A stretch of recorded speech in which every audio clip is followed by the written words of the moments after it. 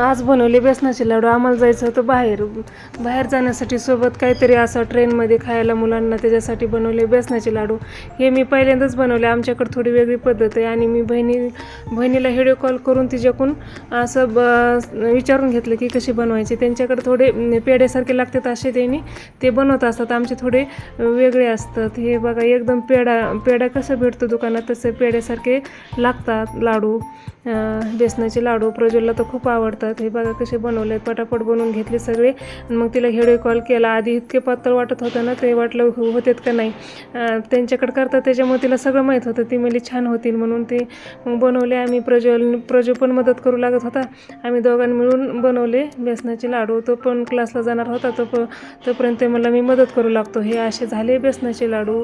खूप छान होते, पेढ्यासारखेच. एकदम पेढाच असं वाटतो की तोंडात विरघळतो असं. कसा वाटला तुम्हाला माझा मिनी ब्लॉग आजचा, कमेंट करून सांगा. भेटूया पुढच्या ब्लॉगमध्ये. तोपर्यंत बाय.